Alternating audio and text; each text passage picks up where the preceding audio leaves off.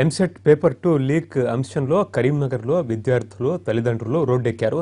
వారికి పలు ప్రజా సంఘాలు ప్రతిపక్ష పార్టీలు మద్దతు తెలిపాయి. మరోవైపు బాధ్యులపై కఠిన చర్యలు తీసుకోవాలని విద్యార్థి సంఘాలు డిమాండ్ చేస్తున్నాయి. జిల్లా వ్యాప్తంగా ఆందోళనలు కొనసాగుతున్నాయి. దీనికి సంబంధించి మరింత సమాచారం మా ప్రతినిధి ప్రవీణ్ అందిస్తారు. ఎంసెట్ పేపర్ లీకేజ్ అంశం లోపల కరీంనగర్ జిల్లాలో ఆందోళనలు కొనసాగుతున్నాయి. ఈ ఎంసెట్ 2 పేపర్కి సంబంధించి జిల్లాకి సంబంధించిన కొంతమంది విద్యార్థులు వారి తల్లిదండ్రులతో పాటుగా కొన్ని మేనేజ్మెంట్లు పేపర్ లీకేజ్ అంశం లోపల ఇన్వాల్వ్ అయ్యాయన్న వార్తలు వస్తున్న నేపథ్యం లోపల గత 2 రోజులుగా ఈ సిఐడి అధికారులు జిల్లా లోపల విచారణ కొనసాగిస్తున్నారు. జిల్లాలోని కోరుట్ల, జగిత్యాల, కరీంనగర్ ప్రాంతాల లోపల గత 2 రోజులుగా ఈ విచారణ కొనసాగుతోంది. కోరుట్ల పోలీస్ స్టేషన్కి పిలిపించి కొంతమంది విద్యార్థులని సిఐడి విచారించి వారి దగ్గర నుండి వివరాలను సేకరించినట్టుగా తెలుస్తుంది. అదే సందర్భం లోపల కరీంనగర్లో సైతం ఈ యొక్క విచారణ కొనసాగినట్టుగా మనకు తెలుస్తుంది. కరీంనగర్ చెందిన ఒక ప్రముఖ విద్యా సంస్థల చైర్మన్ గత 2 రోజులుగా వారు ఈ యొక్క విచారణ కొనసాగించి చాలా వివరాలను సేకరించినట్టుగా తెలుస్తుంది. ముఖ్యంగా ఈ యొక్క మధ్యవర్తులు పేపర్ లీకేజ్ చేసిన వారు ఎలా వీరిని కాంటాక్ట్ అయ్యారనే విషయాన్ని వారు తెలుసుకున్నట్టుగా మనకు తెలుస్తుంది. అదే సందర్భంలో ఇద్దరు విద్యార్థులని సిఐడి కస్టడీలో కూడా ఉన్నట్టుగా వార్తలు వస్తున్నాయి. ఈ నేపథ్యం లోపల ఇటు ప్రతిపక్ష పార్టీలు తమ ఆందోళన కొనసాగిస్తున్నాయి. గత 2 రోజులుగా రోడ్డుపైకి వచ్చి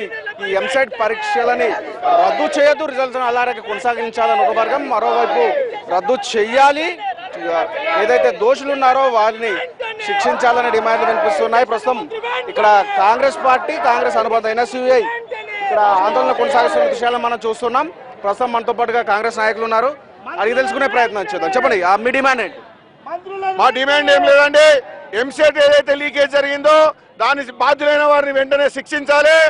విద్యాశాఖ మంత్రిని, ఆరోగ్య శాఖ మంత్రిని వెంటనే బర్తరఫ్ చేయాలి. ఈ ఏదైతే మళ్ళీ ఎంసెట్ పెడతా అన్నారో చదువుకొని ఎంతో కష్టపడి ర్యాంకులు సాధించినటువంటి నిజమైనటువంటి నికారేసినటువంటి విద్యార్థులకు అన్యాయం జరగద్దు. ఎందుకంటే 3వ ఎంసెట్ పెట్టేది ఉంటే వారికి అన్యాయం జరుగుతుంది. కాబట్టి దీనిలో దోషులు ఎవరైతే దీనిలో ఉన్నారో వాళ్ళందరినీ వెంటనే శిక్షించాలి. మిగతా ఎవరైతే విద్యార్థులు ఈ లీకేజ్ దాంట్లో ఉండి వాళ్ళు ర్యాంకులు సాధించాలో వారి ర్యాంకులను రద్దు చేసి మిగతా వారికి న్యాయం చేయాలని డిమాండ్ చేస్తున్నాం కాంగ్రెస్ పార్టీ పక్షాన. కరీంనగర్, జగిత్యాల, నిజామాబాద్ రహదారిపై ప్రస్తుతం ఈ యొక్క పరిస్థితి మనకి ఇక్కడ కనిపిస్తోంది.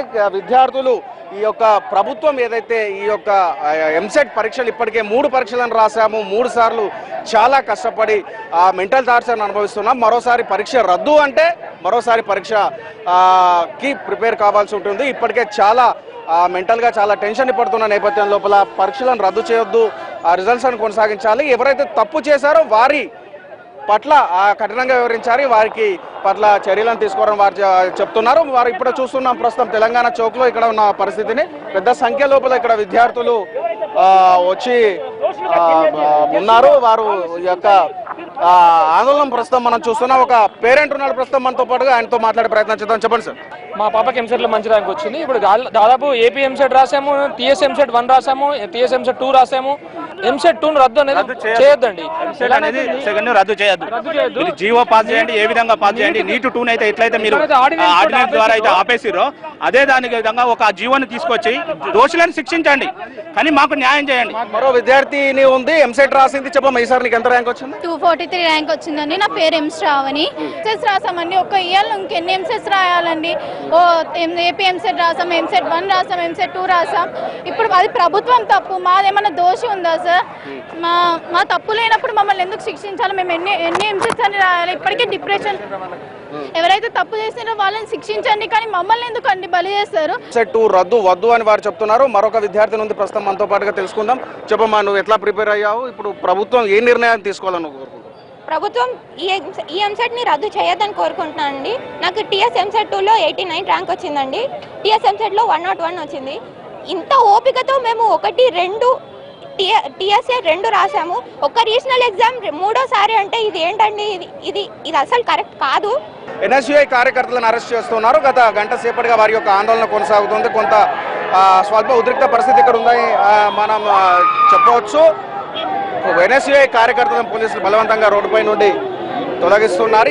వారి కోసం పడ్డ కష్టానికి సంబంధించి ఈ విధంగా రద్దు చేస్తే అది బూడిదలో పోసిన పన్నీరు. ఇన్ని రోజులుగా వారు పడ్డ కష్టం అవుతుందని వారు చెప్తున్న పరిస్థితి ఇక్కడ నెలకొని ఉంది. మొత్తం మీద ఇది కరీంనగర్ జిల్లాలో ఎంసెట్ కి సంబంధించిన పరిస్థితి. సిఐడి యొక్క విచారణ కొనసాగుతుంది. ఇప్పటికే ఇద్దరు విద్యార్థులను విచారించారు. తెలంగాణ చౌక్ నుండి విత్ కెమెరామెన్ కవితో ప్రవీణ్, కరెంట్ టీవీ, కరీంనగర్.